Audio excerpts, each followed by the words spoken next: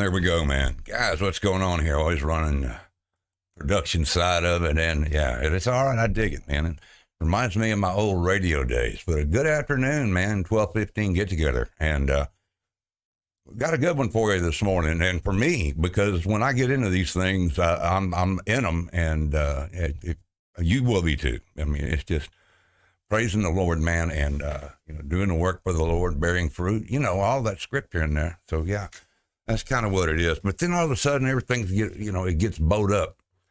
And when most of y'all know what it means, bowed up. I mean, you're mad, you're angry, or you're mad, angry, and depressed, or you're bipolar, and whatever. I mean, I have nothing wrong with certain treatments and stuff because it does make the person's life better, including me, for sure. I've told y'all that before.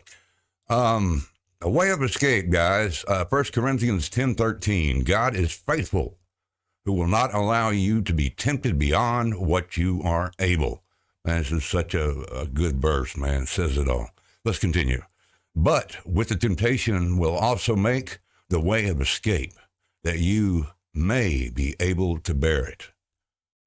The faithfulness of God and the grace of God, all of that love that comes to you. And I don't know about y'all, man, but if I know that it's a sin or whatever and all that, I feel convicted. I do. That's just, oh my goodness. Sorry about that. Getting it all crazy. We might have to edit this.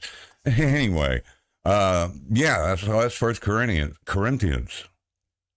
And just to say, from my notes here, the moment you made your decision for Christ, okay, Satan suffered a tremendous defeat. He's angry now.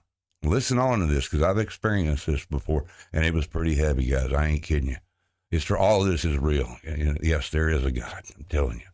So anyway, let's continue. From now on, he is going to tempt you and try to lead you into sin, bad habits that you want to kick and all that. It's tough, man. It's tough coming over, I say, crossing the other side and being a Christian. If you want to, bulldog it and do it right, then that's what you got to do. It's true. But you got the old Satan nipping at your tail all the time. So anyway, he'll try to discourage you. He'll try to divert you, to dilute your testimony, to destroy your relationship to Christ and your influence upon others. Very interesting. So, I mean, that I don't have to say anything about that. That just hits a nail on the head, And here now, this is what I can deal with right here. Remember, this temptation by the devil is not a sign of your life. It is not right with God. In other words, because a lot of people get mad and blame God. I posted a little something like that yesterday, I believe. Anyway, so temptation by the devil is not a sign of your life is not right with God. It's the flesh too, guys. And that's something that you just want to wrap up or de-shed or, relatively speaking, about, fighting sin. Satan can only tempt. He can only tempt. He can never compel you to yield to the temptation.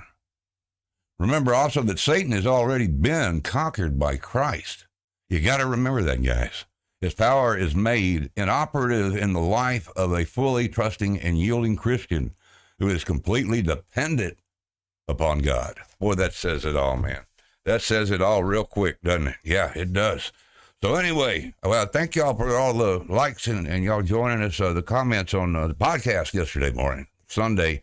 That's where it all started, was the Sunday podcast. It's still there Sunday mornings at 8 a.m. with me and my beautiful wife, Mary Berger. So anyway, guys, we're going to get on out of here, and y'all have a good rest of the day, man, your lunch and all that. And like I said, we're just going to be out and about. You might get one every day, you might not.